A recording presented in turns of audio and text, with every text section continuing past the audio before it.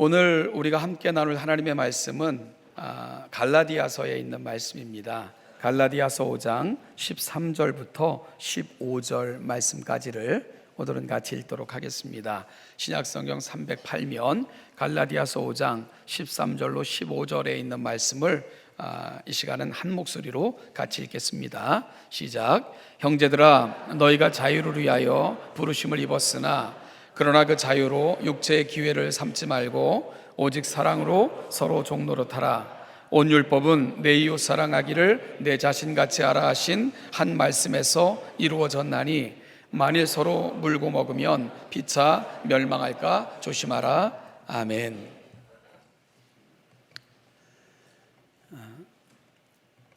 미국 독립운동에 불씨를 댕긴 패트릭 헨리라는 분의 그 유명한 연설 중에는 이런 부분이 나옵니다. 자유가 아니면 죽음을 달라. 이 한마디는 그 백성들의 마음에 불씨를 당겨 놓았고요. 독립을 향한 열망에 물꼬를 트는 그런 연설이 되었지요. 우리가 아는 것처럼 프랑스 혁명과 국가 정신은 자유, 평등, 박애입니다. 과거 독일이 분단 국가였던 시절 동독의 한 젊은이가 베를린 장벽을 기어 올라갑니다. 군사들은 총을 겨누며 내려오면 살려준다고 외쳤습니다. 장벽만 넘으면 자유의 땅 서독 땅이니 아랑곳하지 않고 올라가는 그 청년을 향해 군인들은 저격을 시작했습니다. 결국 청년은 총에 맞아 떨어지면서 그가 외쳤던 한 말이 프라이하이트, 자유라는 외침이었습니다. 사람들은 왜 그렇게 자유를 갈망할까요? 속박에 견디지 못하는 그런 이유가 뭘까? 자유는 하나님께서 세상을 창조하실 때 인간에게 주신 가장 큰 축복의 선물이자 사람을 향한 하나님의 최고의 모험이시기 때문입니다. 그래서 창조의 원리를 따라 인간에겐 언제나 기본적인 욕구로 존재하는 것, 바로 자유에 대한 갈망입니다. 이 부분에 대해서 유명한 기독교 사상가인 C.S. 루이스는 다음과 같이 자유에 대해서 말했습니다. 자유는 하나님께서 인간에게 허락하신 최고의 사랑이며 선물입니다. 그럼에도 불구하고 자유는 어찌 보면 하나님께서 감당하신 최고의 모험이기도 했습니다 라고 자유에 대해서 표현을 했습니다. 그래서 인간을 지으면서 인간에게 자유를 부여한 사건을 어떤 신학자는 하나님의 The Greatest Risk, 최고의 모험이라고 표현하기도 했습니다. 여러분, 그러면 하나님께서는 왜 우리에게 자유의지, 즉 자유를 주신 것일까요? 하나님께서 우리에게 자유를 주신 이유, 그것은 우리를 사랑하시기 때문입니다. 사랑은 사람을 자유롭게 합니다. 많은 사람이 자기를 위해 일하는 부하에게는 명령하지만 사랑하는 자녀에게는 권면을 합니다. 여러분, 왜 그렇습니까? 바로 사랑은 인격적 대우로부터 흘러나오기 때문입니다. 하나의 인격으로 대우하기 때문입니다. 인격으로 대우한다는 것은 상대의 자유를 인정할 때만 가능한 일이기도 합니다. 따라서 하나님께서 인간을 창조하시면서 하나님의 형상을 따라 하나님의 모양대로 인간을 창조하실 때 자유의지를 주신 것은 우리를 한 인격체로 특별한 사랑의 대상으로 대우하시겠다는 하나님의 특별한 섭리와 배려와 목적이 내재되어 있었던 것입니다. 명령이나 복종의 대상이 아니라 사랑의 대상으로 가장 존귀한 자로 하나님은 저와 여러분들을 삼아 이 땅에 지으신 것입니다. 그런데 아는 것처럼 안타깝게도 최초의 인간인 아담과 하와는 이 자유의지를 하나님을 떠나 악한 자의 생각을 따르는 쪽을 선택함으로 이 세상에 슬픔과 비극이 시작되고 말았습니다. 그래서 많은 사람들은 인간에게 자유의지를 주신 것을 가장 큰 하나님의 모험이었다, 이렇게 표현하는 것이 바로 그와 같은 이유입니다. 그럼에도 불구하고 하나님의 사랑은 여전히 계속되었고 결국은 아들을 우리 죄에 대한 대가로 지불하시면서까지 우리를 사랑하셨기에 지금도 우리는 이 은혜를 누리며 살아가고 있는 것입니다. 특별히 이 땅에 오신 예수님은 그 공적인 사역을 시작하시면서 메시아 선언을 통해 그 오신 이유를 이렇게 설명하셨습니다. 주의 성령이 내게 임하셨으니 이는 가난한 자에게 복음을 전하게 하시려고 내게 기름을 부으시고 나를 보내사 포로된 자에게 자유를, 눈먼 자에게 다시 보게 함을 전파하며 눌린 자를 자유롭게 하고 주의 은혜를 전파하게 하려 하심이라. 이것이 주님께서 이 땅에 오신 목적을 스스로 표현하신 메시아 선언입니다. 예수님이 이 땅에 오신 이유 거듭거듭 설명하시는 게 뭡니까? 자유케 하시기 위해 오셨다고 설명하고 있습니다. 죄에 눌려 얽매인 삶을 살아가는 자들을 자유케 하기 위해 예수님께서 오신 것입니다. 죄에 눌려 신음하며 근심과 걱정 가운데 살아가는 인생이 아니라 은혜를 누리며 살아가는 인생이 되기를 주님께서는 간절히 소원하셨던 것입니다. 이것이 메시아 선언을 통해 우리에게 분명하게 보여주신 주님 오심의 이유입니다. 사랑하는 여러분, 오늘 이 자리에 계신 여러분들, 즉 예수 그리스도를 주와 선생으로 모시고 사시는 여러분들은 의와 진리의 거룩함으로 지으심을 받은 새 사람, 즉 자유로운 하나님의 형상으로 지음받은 사람들이 되셨습니다. 죄와 사망의 법이 더 이상 여러분을 위해 군림하지 못합니다. 왜냐하면 자유케 하시는 성령의 법이 우리 가운데 역사하셔서 우리를 그 은혜 가운데로 이끄시기 때문입니다. 그러면 이 주신 자유를 어떻게 누리며 살아가야 할까요? 어떻게 사는 것이 이 자유를 주신 하나님의 마음에 합당하게 사는 것일까? 첫째는요, 하나님과 교제하는 삶을 사셔야 합니다. 이것이 우리를 하나님의 형상대로 우리에게 자유의지를 주시면서까지 자유롭게 하신 하나님의 가장 거룩한 뜻이기 때문입니다. 하나님과 교제하는 삶, 이것이 바로 하나님의 가장 큰 소원이기도 합니다. 이것이 우리를 하나님의 형상대로 지으시고 온전한 인격과 자유의지를 허락하신 하나님의 가장 깊으신 뜻이고 사랑의 이유이기 때문입니다. 제가 자주 드리는 말씀이 있지요.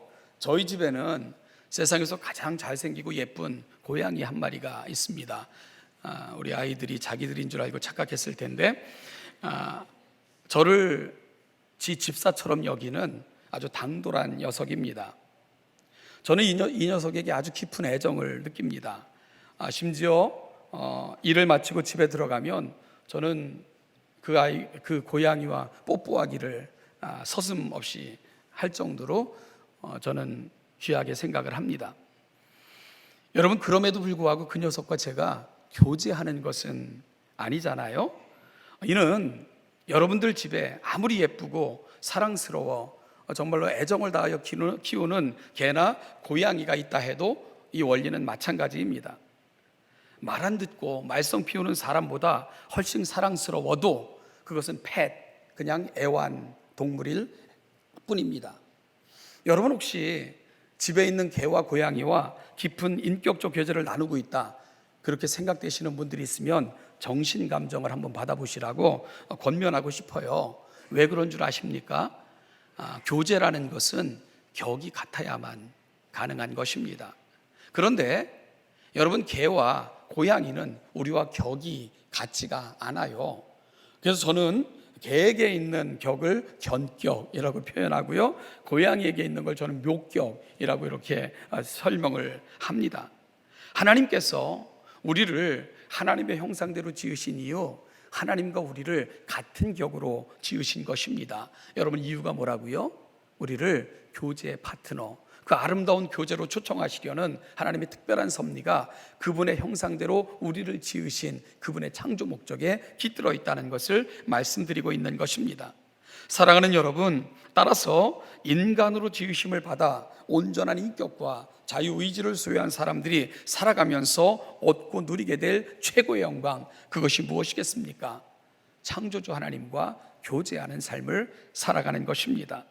우리 존재의 원형이시고 존귀하시고 영화로우신 만왕의 왕이시며 만주의 주이신 그분과 함께 교제하는 삶, 이것보다 신비하고 이것보다 대단하고 이것보다 위대한 사건이 세상에 어디에 있겠습니까?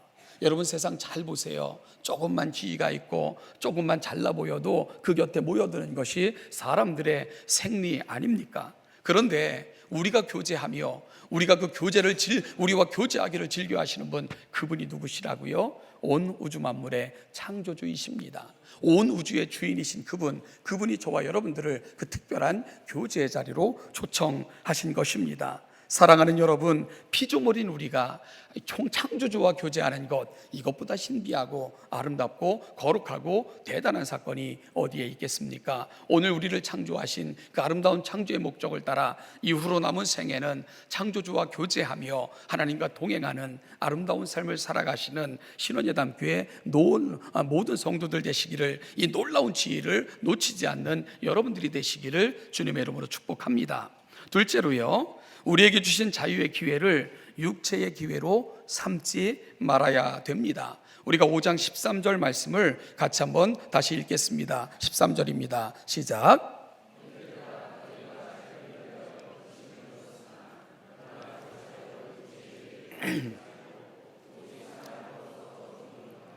아멘.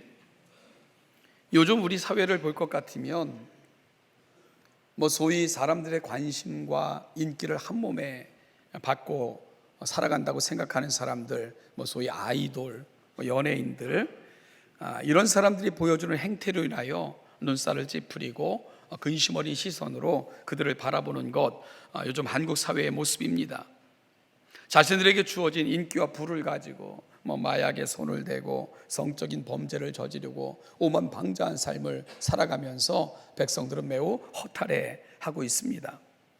여러분, 정치에서도 그들에게 주어진 특별한 기회, 이게 얼마나 특별한 기회입니까?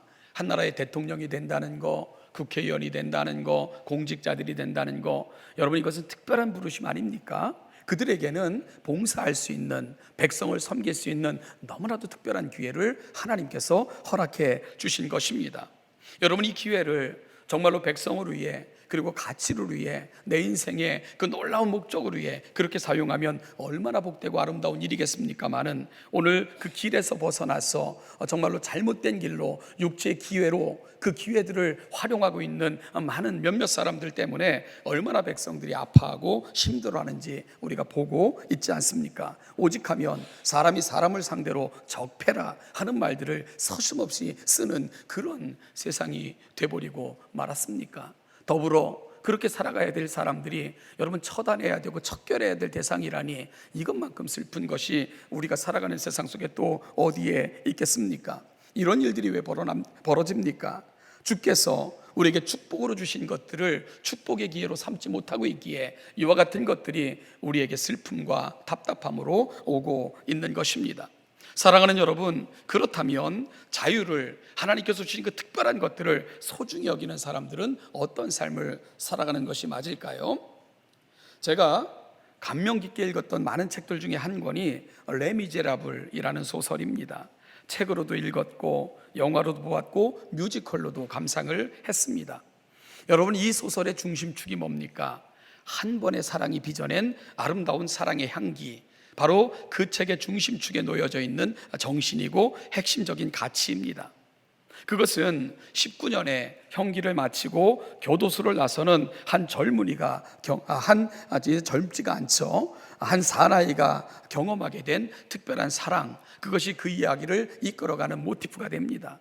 장발장이라는 사나이는 누이의 식구들을 먹이기 위해 빵 한 덩이를 훔쳐서는 5년의 징역형을 선고받고요. 나머지 14년은 반복된 그 탈옥 때문에 그 형기가 계속해서 늘어나서 결국은 19년을 감옥에서 살게 됩니다. 빵 한 덩어리 훔친 것으로 말이지요. 그의 통행증에는 골칫거리라는 표시인 노란 딱지가 찍혀 있었습니다. 하여서 가는 곳마다 멸시를 당하고 구타까지 당하는 그야말로 세상을 악으로 보며 그렇게 악으로 깡으로 볼 수밖에 없는 그런 인생을 장발장은 살아갈 수밖에 없었던 거죠. 그랬던 그에게 어느 친절한 주교의 환대를 받는 그런 사건이 발생하게 됩니다. 장발장은 그를 영접한 친절한 주교의 모습에 깊은 인상을 받았습니다. 하지만 그날 밤 그는 주교의 은식기를 훔쳐 달아나지요. 여러분, 가난한 삶을 선택했던 주교에게는 은식기는 그 수도원에서 가장 값비싼 유일한 물건들이었습니다. 그러나 장발장은 결국 경찰에 잡히게 됩니다. 그리고는 그 주교 앞으로 끌려가게 되지요. 그리고 경찰은 확인합니다. 이게 이 수도원의 은식기 맞습니까? 그러자 주교는 맞다고 그러면서 다음과 같은 말을 합니다. 내가 저 사람에게 선물로 준 것입니다. 그러더니 식탁에 놓여있던 촛대를 들고는 그걸 그의 가방에 집어넣어 주면서 아니 왜 이것은 놓고 갔는가, 이것까지 내가 주었건을 하면서 오히려 그를 나무라거나 정죄하는 것이 아니라 식탁 위에 놓여있는 촛대까지도 그의 가방에 넣어주는 거예요. 순간 장발장도 당황했고 그를 잡아온 경찰들도 당황할 수밖에 없었지요. 미심쩍었지만 경찰은 결국 장발장을 놓아주고 맙니다. 둘만 남았습니다. 작별 인사를 하던 주교는 용서받은 사내에게 이렇게 말합니다. 절대 잊지 마시오. 정직한 사람이 되는데 이 은을 쓰겠다고 나와 약속한 것을 말입니다 라고 이야기했어요. 물론 이것은 장발장이 스스로 한 약속은 아니었습니다. 아마 주교의 바램을 그 사람에게 이렇게 표현하고 있었던 거겠지요. 그런데요, 그런 기대와는 달리 장발장은 이런 대화가 있은 지 얼마 되지 않아 굴뚝 청소일을 하는 어린 소년 부티제르베이의 동전 한 입을 훔치는 이런 또 죄를 저지르고 맙니다. 그런데 이상한 것은 그 굴뚝 청소부의 동전을 훔쳤는데 마음이 편한 게 아니에요. 마음이 아프고 답답하고 수치심이 일어나고 그리고 자신의 악을 바라보게 된 것이지요. 그래서 견딜 수 없는 장발장은 그 사람을 찾아 나섭니다. 훔친 돈을 돌려주기 위해서 말입니다. 그런데 그 소년을 찾을 수가 없었어요. 그는 그 소년을 찾을 수가 없게 되자 불쌍해 보이는 사람에게 그 동전을 주고는 그 자신을 향해 스스로 이렇게 외칩니다. 나는 정말 어쩔 수 없는 불쌍한 놈이야. 여러분, 비로소 이 장발장의 눈에 악이라는 실체가 들어오고 있었던 것입니다. 그리고 그가 얼마나 부패한 인생인지를 처음으로 보게 되었던 것이지요. 장발장의 눈에 눈물이 왈칵 쏟아집니다. 이 소설을 쓴 위고는 그의 소설에서 장발장이 얼마나 울었는지 또 울고 무엇을 했는지는 아무도 몰랐다고 그렇게 표현을 했어요. 단 우리가 아는 것은 새벽 3시 그르노블에서 출발하여 디누에 도착한 마차꾼이 어둠 속 비행 비뉴 예하의 집 앞에서 무릎 꿇고 기도하는 한 남자를 보았다, 이렇게 기록하고 있어요. 그것이 이 장발장에 대해서 그날 밤 묘사한 의그의 묘사가 다입니다. 얼마나 울었는지 무엇을 하는지는 아무도 몰랐다. 단지 마차꾼이 어둠 속에서 한 사람의 집 앞에서 무릎 꿇고 기도하는 한 남자를 보았을 뿐이다. 이렇게 그에 대한 한 이야기에 단락을 짓고 있습니다.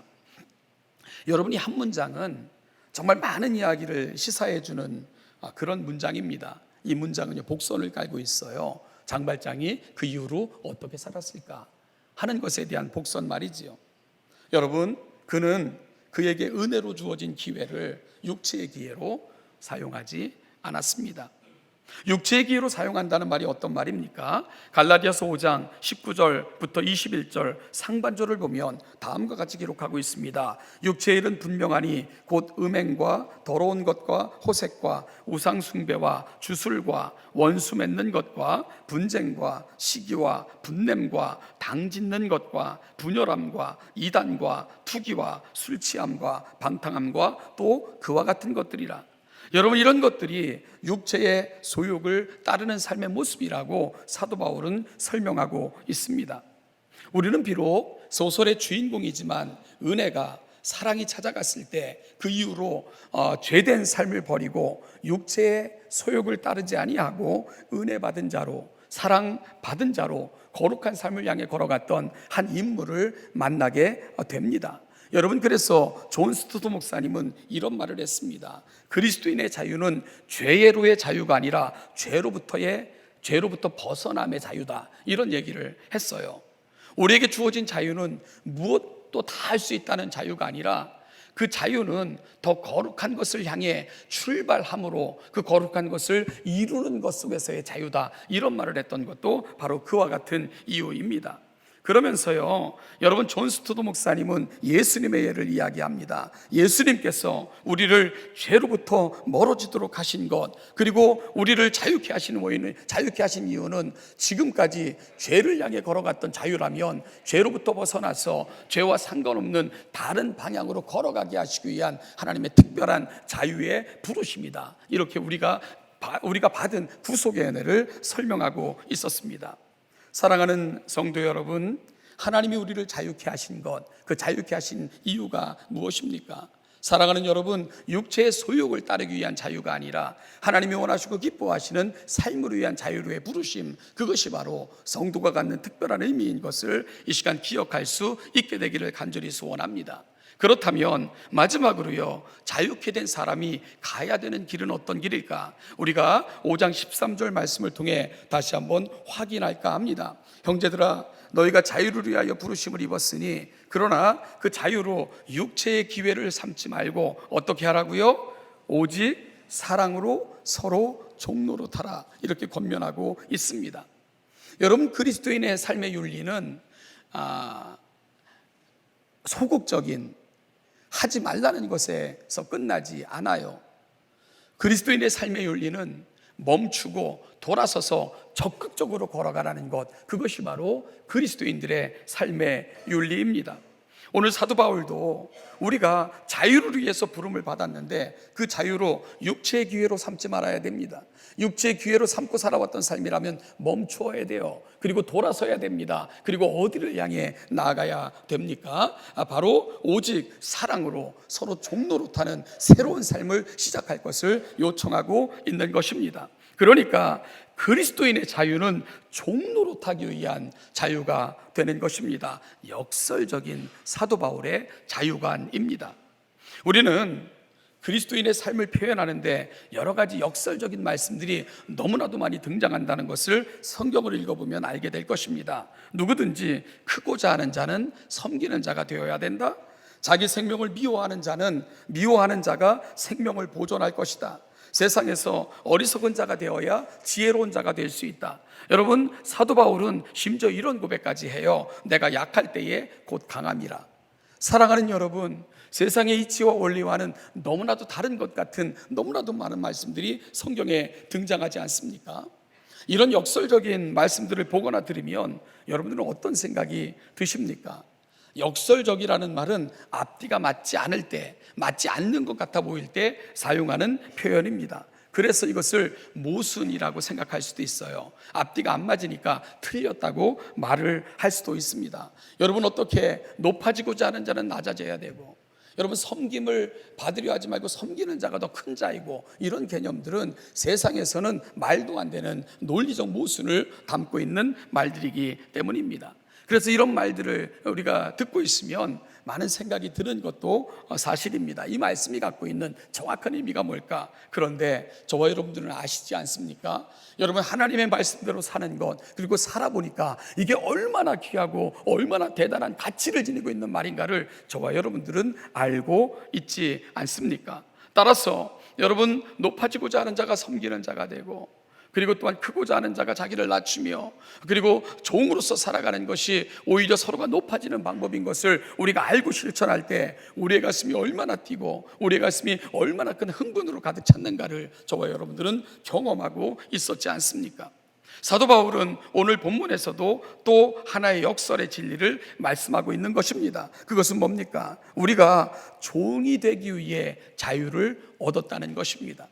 그러니까 그리스도인들의 자유는 종이 되기 위한 자유다. 사도 바울은 그렇게 설명하고 있는 겁니다. 자유와 종이 되는 것 어울리지 않죠. 서로 정반대적 개념입니다. 우리가 주님께서 주신 자유를 얻었는데 그 자유를 가지고 다시 종이 되라, 어찌 보면 말이 되지 않는 것 같은 그런 명령 앞에 우리가 서 있는 것 같은 그런 느낌을 갖게 됩니다. 정말 말도 안 되는 그런 말씀 같아 보입니다. 그런데 여러분, 이 말씀을 잘 묵상해 보십시오. 너희들에게 준 자유는 종이 되라고 준 자유다. 주님 그렇게 말씀하고 계신다는 거예요. 이 사실이 가슴으로 이해돼야지만 우리가 비로소 하나님의 사람들이 되었자는 증거일 것입니다. 여러분, 이 말이 가슴으로부터 그 의미들이 되새겨지고 계십니까? 너희들에게 준 자유는 종이 되라고 준 자유다, 그 말씀 말입니다. 이 말씀을 이해하기 위해서 우리가 13절 말씀을 다시 한번 좀 살펴보면은요, 특별히 13절 후반절에는 아주 중요한 두 단어가 등장을 합니다. 오직과 서로라는 단어입니다. 오직이라는 말은 자유를 위한 부르심을 받은 자들이 가야 할 궁극적인 지점이라는 의미를 지니고 있습니다. 그리고 서로라는 말은 함께 이루어가야 될 가장 아름다운 가치라는 말을 내포하고 있습니다. 이 말은 우리 모두가 서로에게 이 가치를 보여주어야 한다는 것을 말씀하고 있는 것이지요. 그리고 여러분, 종노릇하는 방법은 바로 사랑으로 라는 단어가 꾸며주고 있는 것이지요. 그러니까 받은 자유함으로 종노릇하며 살아갈 수 있는 삶에는 아주 아름다운 한 가지 원칙이 있다는 것을 설명하고 있는 겁니다. 그것이 뭡니까? 사랑입니다. 그러니까 사랑해본 사람, 사랑하고 있는 사람, 사랑이 뭔지를 아는 사람은 내게 자유함으로 주신 은혜가 어떻게 종노릇하는 것으로 나아갈 수 있는가를 이해할 수 있게 됩니다. 그래서 이 자리에 앉아 계신 여러분들은 이 말이 갖고 있는 진정한 의미가 무엇인지를 이해한다고 저는 분명히 믿습니다. 사랑하는 여러분, 자유함으로 종노릇하라, 사랑으로 된다는 거죠. 바울은 사랑으로 서로 종노릇하는 역설적인 삶을 말씀해 주고 있는 것입니다. 서로 종노릇하는 삶은 결국 사랑이 빚어내는 아름다운 향기라고 저와 여러분들에게 말씀해 주고 있는 것이지요. 사랑은 상대방을 배려하고 더 귀한 것을 주지 못해 안타깝고 필요를 채워주기 위한 간절함, 이것이 바로 사랑하는 가슴들이 갖고 있는, 날마다 느끼고 경험하며 살아가는 것들입니다. 그래서 사랑하게 되면 진짜 자유자들은 종이 되게 되는 것입니다. 사랑이 가는 자리가 바로 그와 같은 자리이기 때문입니다. 사랑하는 여러분, 이 세상에서 진정한 자유자가 누구십니까? 하나님이 모든 것으로부터 자유로우신 절대적 자유자 아니십니까? 그런데 그 하나님께서 저와 여러분들에게 그 자유를 어떤 모습으로 보여주셨습니까? 종된 모습으로 보여주셨습니다. 스스로 여러분 피조물의 형상을 입고 이 땅에 오셨습니다. 그리고 창조주가 피조물을 섬기시고요, 그 피조물을 위해 물과 피 한 방울까지 다 쏟으시는 희생을 통해서 이 땅의 죄에 얽매여 죄의 종노릇하며 살아갈 수 없는 인생을 자유롭게 하시는 그 놀라운 은혜를 저와 여러분들에게 허락해 주셨습니다. 우리가 만나는 하나님, 그 하나님은 어떤 분이십니까? 절대적 자유를 가지고 섬김과 희생과 낮아짐의 삶을 친히 보여주셨던 그 하나님, 바로 저와 여러분들이 만났고 우리에게 다가오셨던 바로 그 하나님의 모습입니다. 왜 절대적 자유자이신 하나님께서 이와 같이 저와 여러분들에게 다가오셨습니까? 이유는 하나입니다. 저와 여러분들을 사랑하셨기 때문입니다. 바로 사랑이 빚어낸 놀라운 향기, 그것이 바로 하나님의 가슴 속에 깃들어 있었던 거죠. 그래서 요한은 이 하나님을 만났을 때 그 하나님을 한마디로 표현합니다. 뭐라고 표현합니까? 하나님은 사랑이시라. 하나님은 사랑이시라. 그것이 바로 요한이 만나 그 하나님을 표현했던 요한의 유일한 표현 방식이었습니다.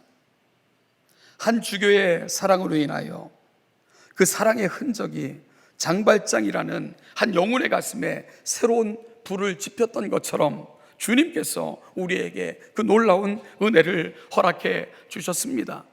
여러분, 감옥으로 들어가서 마지막 생애를 살아 마땅했던 장발장이었지만 그 사랑이 그를 자유케 했습니다. 그 자유를 경험했을 때 장발장은 그 자유를 가지고 더 많은 사람들을 자유케 하는 일에 그의 삶을 사용했던 것을 우리가 나머지 이야기들을 통해서 들을 수 있지 않습니까? 사랑하는 여러분, 사랑이 그의 가슴 속에 찾아왔을 때에 장발장은 이 사랑의 가슴을 가지고 더 많은 사람들에게 위로와 기쁨과 그들을 섬기는 자로서의 남은 생애를 살아가게 됐던 것입니다. 그는 기회 있는 대로 가능한 모든 것을 다해 봉사하고 섬기는 종의 모습으로 살아갑니다. 그럴 때 그를 통해 많은 사람들이 위로와 도움 그리고 자유를 경험하게 되었던 것입니다. 여러분, 이것이 바로 역설적인 자유입니다. 이것이 바로 너희들의 자유케 됨은 종노릇하기 위한 자유함이다 라고 말씀하신 주님과 그의 가슴을 한 사도 바울의 고백이고 권면인 것입니다. 자유를 가진 자로 사는 것은 역설적으로 종이 되어 섬기는 삶을 살아가는 것입니다. 여러분, 자유는 내 마음대로 살아가는 것이 아니라 사랑에 얽매여 사랑이 가는 그 아름다운 가치를 드러내며 살아가는 것, 그것이 바로 진정한 자유자가 가는 길인 것을 오늘 다시 한번 가슴에 담는 이 귀한 아침이 되기를 주님의 이름으로 축복합니다. 여러분, 금주는 특별히 민족 최대의 명절인 한가위 추석이 끼어 있습니다. 많은 사람들을 만나게 되실 것이고요, 또 계획에 따라 많은 곳을 여러분들이 방문하게 될 것입니다. 저는 여러분들이 모이고 만나는 사람들 속에서 여러분들이 얼마나 자유케 된 영혼들이며 하나님이 여러분들에게 얼마나 특별한 은혜를 주셨는가를 보여주시는 귀한 이 한 주가 되시기를 주님의 이름으로 간절히 소망합니다. 먼저는 어떤 상황 속에서도 우리를 지으신 그 창조의 목적대로 하나님과 교제하는 자리에서 떠나지 아니하시는 여러분들이 되시기를 축복합니다. 오직 하나님과 동행함으로 이 한 주간의 기쁨이 더하시기를 축복합니다. 여러분 또한 여러분에게 주신 그 특별한 자유를 육체의 소욕을 좇아 육체의 욕망을 채우는 그런 기회로 사용하지 않는 한 주간이 되기를 소원합니다. 무엇보다도 여러분 만나는 사람들, 발길 닿는 곳마다 내가 자유케 됐음을 서로 사랑하며 사랑으로 종노릇하는 것에서 여러분의 특별한 자유를 표현하고 살아가시는 이 복되고 귀한 절기가 되시기를 주님의 이름으로 축복합니다. 큰 자는 작은 자를 섬기는 자입니다. 큰 자는 마땅히 누릴 수 있는 권리가 있음에도 그 권리를 사랑이라는 이름으로 포기할 줄 아는 사람, 그들이 정말로 하나님 앞에서 큰 자입니다. 절대적 자유자이셨던 하나님께서 저와 여러분들에게 보여주셨던 가치가 바로 그것이기 때문입니다. 이 절대적 가치를 여러분들이 살아가는 삶의 자리에서 보여주며 드러내시는 복된 한 주가 되시기를 주님의 이름으로 축복합니다. 기도하겠습니다. 하나님 아버지, 은혜와 사랑을 감사합니다. 오늘도 여기까지, 이곳까지 인도하신 하나님의 특별한 섭리와 은혜를 인하여 감사합니다. 아버지 하나님, 영원히 죄에 얽매여 죽었던 자들이고 우리에게 아무런 소망이 없었는데 독생자 예수 그리스도께서 그 절대적 자유를 포기하시고 이 땅에 오셔서 죄의 종되어 죽으심으로 우리를 그 죄로부터 자유케 하심으로 영원한 자유를 우리 가운데 허락해 주셨습니다. 하나님 아버지, 은혜를 받았음에 하나님과 동행하며 하나님을 사랑함으로 우리가 지체된 이웃을 사랑하고 섬김의 종으로 살아갈 줄 아는 아름다운 신원예담교회 모든 성도들이 되게 하여 주시옵소서. 감사드리며 예수님의 이름으로 기도하옵나이다. 아멘.